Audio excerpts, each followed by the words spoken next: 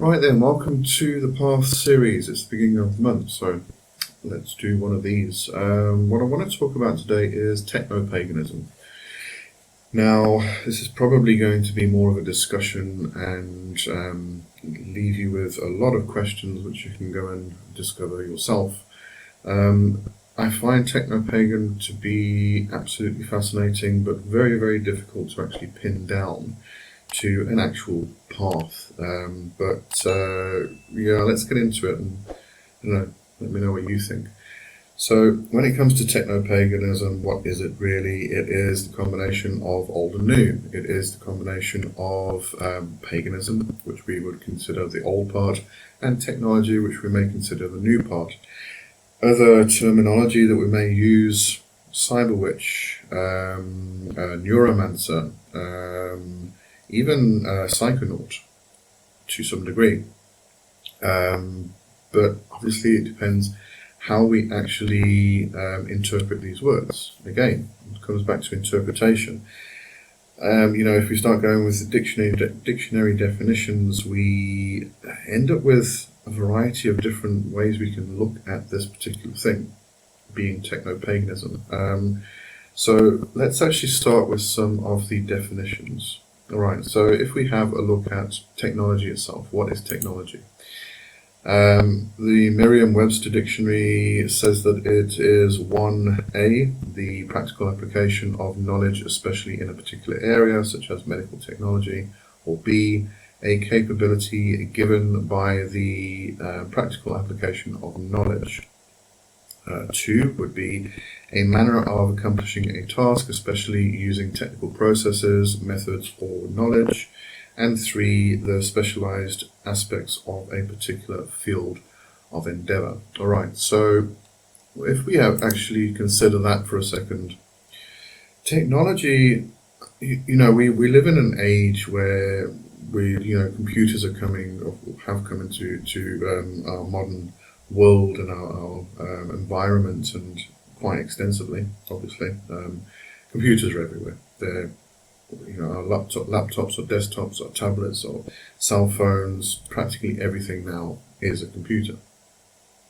So when we think of technology and cybernetics, we usually associate those directly with computers. But the thing is, technology is more the creation of something to advance the human race. So the wheel would have been a technological advancement. Just to mention, Foolish Fish did a video on Saturday, I think it was, discussing spirituality and technology, which I found very interesting. He goes into this whole idea of iron. We discovered iron maybe 5,000 to 8,000 years ago, and after we discovered iron, we started making tools and weapons and things out of them. But what we also discovered was that particular fairy, the fair folk, they couldn't come anywhere near the iron. They were repelled by it. So this became a protective aspect. But there's that aspect of trying to mix a new technology with something older, and they didn't mix. They didn't mix at all. And then he mentions, technology in aspect of cell phones, laptops, computers, and stuff, and raised the question and the point that many of us don't actually dream of computers and cell phones. We just don't find cell phones in our dreams. I've been asking everybody since I watched this video if they remember ever having a dream about their cell phone. So if you have or haven't, just let me know in the comments, because I'd love to know. One person so far has said that they have dreamt of their laptop and their watch, which, yeah, I just find it fascinating. I find it very interesting. Something I never even considered. But there's this whole aspect of can we combine the old spiritual methods with our new modern technologies? In some regards, yes, they are very similar. In other regards, it's very difficult. I'll get to that just now, if I remember. I'm going all over the place today. This is just one of those topics that just takes you down many, many, many rabbit holes. But coming back to definitions, so we've got technology, all right. Then let's have a look at cybernetics. So cybernetics you may immediately associate with being about computers. Cybernetics is, again, Merriam-Webster Dictionary, the science of communication and control theory that is concerned especially with comparative study of automatic control systems, such as the nervous system and brain, and mechanical electrical communication systems. So it's not just about the mechanical electrical communication systems, which we may consider to be computers, but also our own system of how the nervous system communicates with the brain. That's cybernetics. So when we get into cyberspace, we are looking at a space which has to do with communication between systems, right? So that's cybernetics. If we have a look at the etymology of cybernetics, it really comes from the Greek. I'm probably going to pronounce this wrong now. Kybernetes, or kybernan. Kybernetes means steersman, metaphorically guide or governor, and kybernan means to steer or pilot a ship, direct as a pilot, figuratively to guide, govern. That's the etymology of the word cybernetics. So this is more about guiding, steering, moving around, rather than the communication between systems. So the how things relate to each other, and that guiding, that the steering the ship type of thing, then comes into nautical, or not. Well, not really nautical, but if we have a look at the word psychonaut, psychonaut comes from two words, psycho and naut, which means mind and sailor, right? So we've got this idea of cybernetics possibly becoming the word psycho, or psychology, that type of thing, which refers to the mind, and cybernetics being the communication of systems, between how systems communicate between each other, so how the mind communicates with the body, for instance, and then naut being the sailor, how the sailor actually navigates through these things. So the psychonaut is very much, it's about exploring altered states of consciousness, and we usually associate psychonaut with people who take shrooms and such things, and psychoactive plants, and entheogens and such things. But it doesn't really need to be associated with that. It could be anybody who's interested in discovering the mind. So we have all of this terminology, and the way we can interpret them and look at them is fascinating. And all of these words sort of start to come into how we define technopaganism. Actually, there was another one, neuromancer. How do we... Neuro is relating to nerves, or the nervous system. So again, we've got this aspect of the nervous system. How does the nervous system communicate with the brain? Cybernetics. So anyway, all of these words, these definitions and such, really fascinating when we actually think about it in relation to technopaganism. So we've got cyber witch. So cyber witch, you see, this is where things get a bit difficult, because if we look at cybernetics, it's about communication between systems, whereas we've taken the word cyber.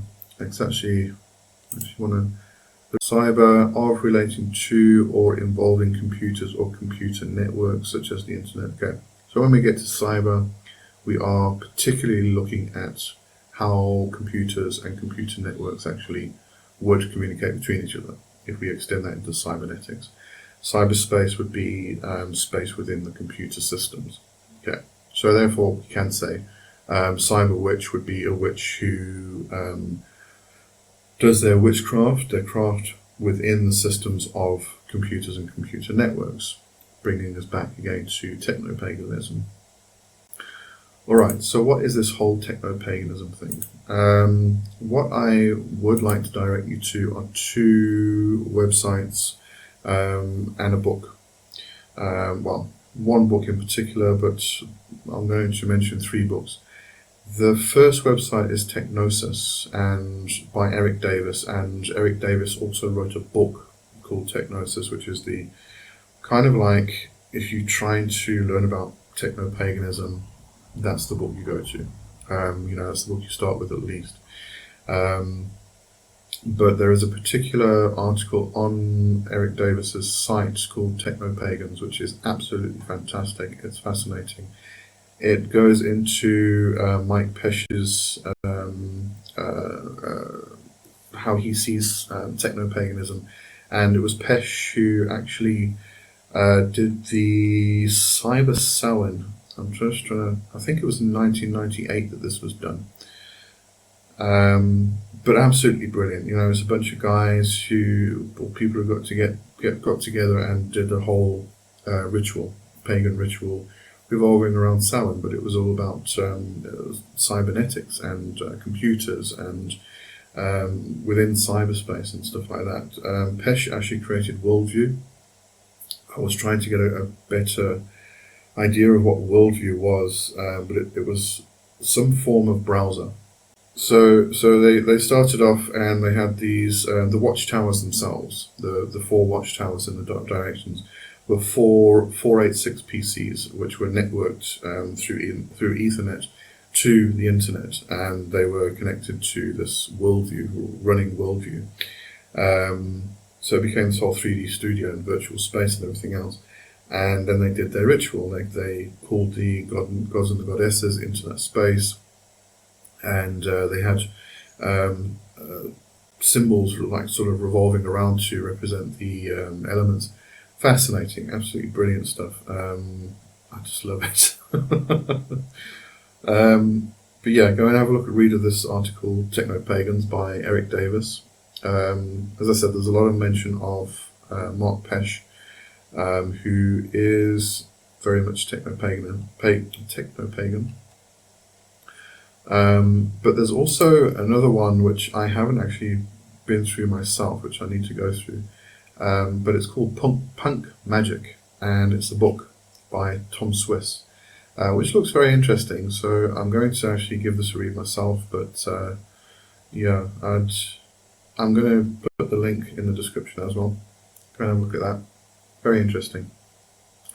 But you'll get a better idea of what technopaganism is from these actual articles. Now, as I said, this is really going to be more of a give you a discussion, give you questions type of thing, where you can go and discover this stuff yourself. Because as I said, it is quite difficult to actually pin down. But if we have a look at how we compare the old to the new type of thing. So if we were to look at that, we have, let's say, the astral space, and we have cyberspace. To the technopagan, the astral space is reborn in cyberspace itself. So we can look at things. A lot of it comes down to terminology, actually, and how we use particular words, like the internet and the World Wide Web. When we talk about the web that connects everything, magic, we talk about the lines of energy and weird itself that connects all things. And it, for me anyway, for a lot of people, it looks like a spider web. So we've got that comparison. We can even go as far as to say that when we communicate with spirits, there's a lot of old ways of doing it where we actually go through an intermediary spirit. Papa Legba, Hecate is actually one, but your Holy Guardian Angel in the Grimorium Verum, Skirlin. So you've got this intermediary spirit who you go to, and you call them, who is very much a crossroads spirit. And then from a crossroads you then venture down the roads and you meet the various spirits. Um, we can equate that with our router.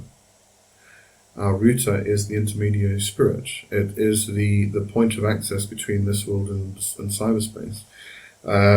So, you can actually take all of these comparisons and compare them to cybernetics, or cyber space, to technopaganism, to cyber witchery, comparing that whole otherworldly aspect to the cyberspace. How you incorporate that, how you use that is up to you, and it's something that you can really, really explore with. There is, however, one slight difficulty. You will find that for a lot of witches, using technology within ritual spaces becomes almost impossible. There's been a lot of cases, and I've had it myself, where I get together with another witch, and all of a sudden just technology doesn't work. I did an interview once, and we got halfway through the interview and realized that half the equipment had stopped working. It was working when we started. It was all fine, and then nothing recorded, nothing did anything. We had to do the whole thing over again.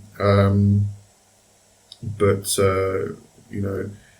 you'll find that for a lot of witches, that technology, once you start actually working a ritual, once you start raising the energy, technology just completely bombs out. Things explode. It can get to that point where things actually explode. Cell phones stop working. It's crazy. It really is. I did mention this somewhere once, and I got the response of maybe the people in the ritual just don't know what they're doing with the energy. It's like, oh no, that's got nothing to do with it. When you're raising a crap load of energy, it starts affecting things on the physical level. So it can get a bit difficult to combine these things sometimes. So got to take that into consideration also. And when we really think about it, when we're talking about paganism, witchcraft, traditional witchcraft, etc., etc., it is very much about connecting with the land. Now, if we consider that from a modern perspective, a lot of people do still live on, they have gardens, or they may live on a plot, or something like that, where they can go out and literally connect with the land. Get down on their hands and knees and connect with the earth itself. A lot of people find that very difficult. We may live in apartments in cities, and we don't have an actual garden. We can get a plant. I was going to say a pot plant again. I was corrected recently that in South Africa we just call them pot plants because it's a plant in a pot. But apparently people in the US associate pot plant with marijuana, cannabis. I can't remember the term that I'm supposed to use now. But anyway, explain that so I think you know what I mean. A pot plant. So, you can get those and you can literally touch it, and you can work with it, you can work with the earth, but it's not quite the same as going outside and touching the actual ground. But at the same time, that's become our modern way of living. So even there, we can bring in that connecting with the land in certain ways.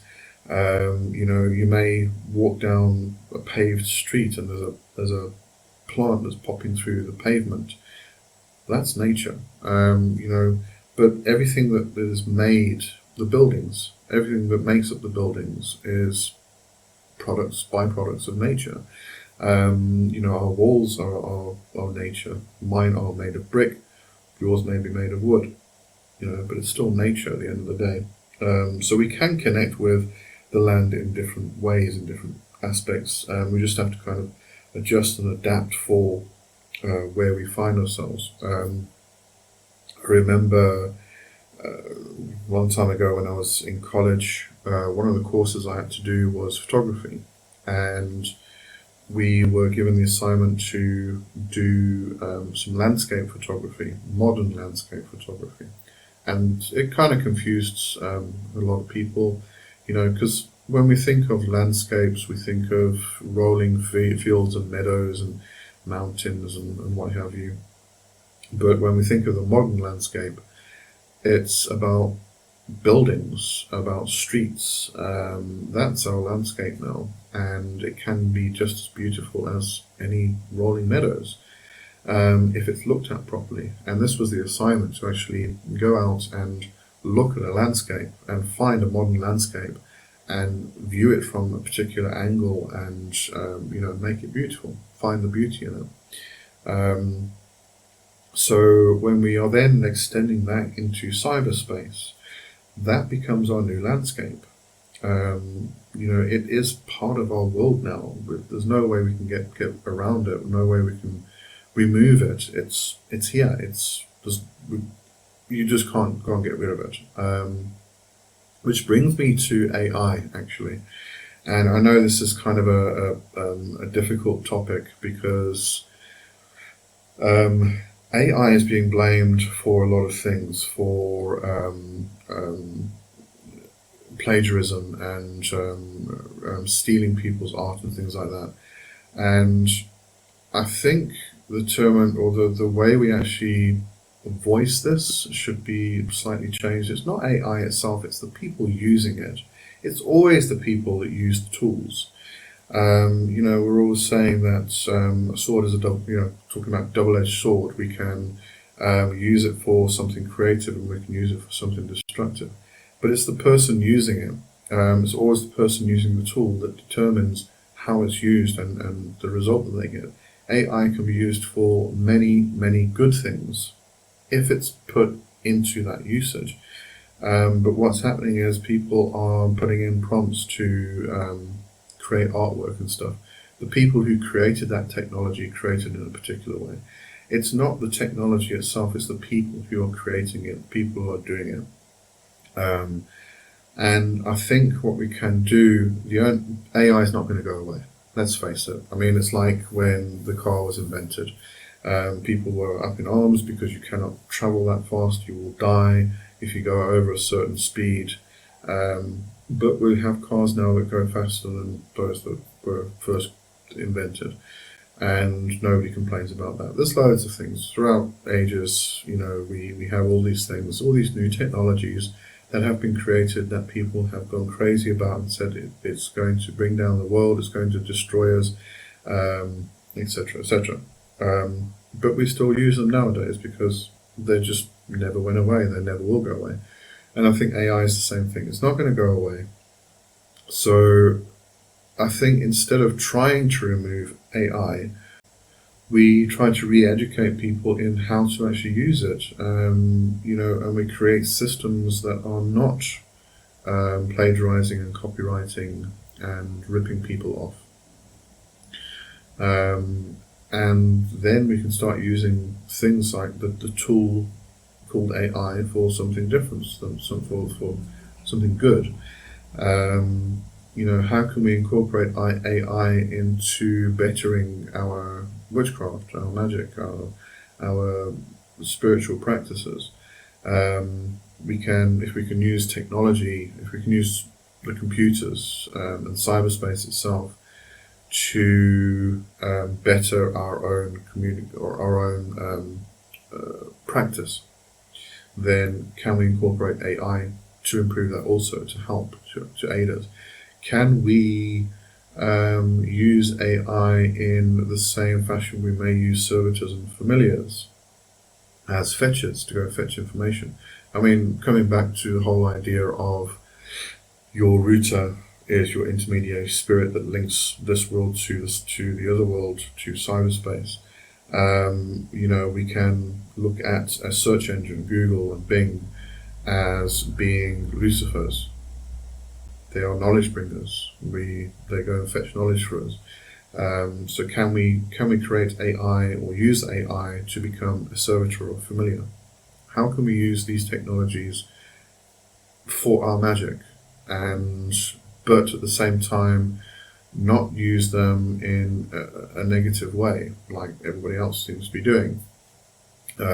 Creating books that they aren't even properly researched, and just putting them out there because it makes them money, and not caring what actually happens. That's just a person that is using a tool in a bad way. So let's start using the tool in a good way and change all of that, instead of just outright rejecting it. And hopefully then we can actually overcome all this bad usage. But anyway, let me get off my little pedestal on that regard. So anyway, technopaganism. There is so much that can be discovered, and I don't think it's been explored to its. I don't think it's been explored very much at all. It kind of became a big thing in the 90s. A lot of people were talking about doing technopaganism. If you've ever watched Buffy the Vampire Slayer, you may need to rewatch it because it may have been a long time since you last watched it, because it's an old series. But there was one of the teachers in there, I forget her name now, but her and Giles had a bit of a thing. But she was a technopagan, and she was using the computer to do rituals and spells and connect with other pagans around the world through the internet or Usenet. And so it became sort of a big thing in the 90s, but that's because computers were fairly new, home computers at least, were fairly new at that stage, and the personal computer was just coming in. It was this big thing, it was a fad, it was like, this is fantastic, this is amazing, so let's see how we can incorporate all this stuff into all the stuff we used to know. And Giles the fuddy-duddy kind of rejected it because he liked his books. It's exactly what we're seeing now. But it became quite a big thing in the 90s and early 2000s. There was actually another book. There's a fiction book called Neuromancer. Let me just find the book quickly. There was another one I picked up which I haven't read yet. But you might want to take a read. I will put all the links in the description. Links to the website, links to the books, all going to be in the description. So there's a book which a lot of techno-paganism is actually based on, by William Gibson. And the other book is The Cyber Spellbook, Magic in the Virtual World, by Sirona Knight and Patricia Telesco. I remember Patricia Telesco being very sort of neo-Wiccan, neo-pagan, so expect that. It's probably just going to be just your normal discussion of neo-paganism that's been implanted into cyberspace or cyberspace talk and technology and things like that. But yeah, go and have a look at those books. Definitely Neuromancer. Another one you might actually want to have a look at, because in 1966, might have the year wrong, but it was 1960s. Oberon Zell created the Church of All Worlds, which was he's still doing it nowadays actually, still going. Probably one of the oldest or longest running pagan churches. In fact, they were the first ones to actually use the term pagan, apparently. But Oberon Zell created Church of All Worlds, and most of it was based on the Martian religion that came out of Stranger in a Strange Land by Robert Heinlein. Robert Heinlein, let me just double check. Yes, Robert A. Heinlein. Brilliant book. I actually love that book. You've probably heard people use the term grok to understand, do you grok this? That came out of that book. So there's a lot of sci-fi. There's a lot of inclusion of sci-fi in technopaganism. So if you are a sci-fi buff, or even a gamer, look at gaming nowadays. Gaming is practically magic. I mean, you go and have a look for try and do some research on a demon, for instance, or some particular magic from the grimoires, and you're usually going to come up against something within gaming. So gaming and sci-fi are two very large areas within technopaganism. But yeah, and I do love this topic of technopaganism myself. I would love to explore it more. I would actually love to go into virtual reality, but to try and get a headset is bloody expensive unless somebody wants to buy one for me and send it to me. Um, I'll have a look into it. But what I'd actually love to do is start a virtual reality coven and meet in cyberspace in actual virtual reality. Create a temple, or a temple space, or create like a forest or something in virtual reality, and actually meet there and do rituals. That would be fantastic. That would be brilliant. But anyway, I'm going to leave this one here today because I am going to start rambling again. But really, this is something which I find fascinating. You might find fascinating. Maybe you don't. I don't know. But if you do, go and explore some more, because there's so many things we can actually compare in this modern technological cyberspace, computerized world, that we can, bring comparison to the old way of looking at the landscape. Implanting the astral realm into cyberspace itself. But go and anyway. Go and have a look at those articles. Go and have a read of the books, and let me know what you think. And I'll see you next time for more On the Path series. Cheers for now. Bye bye.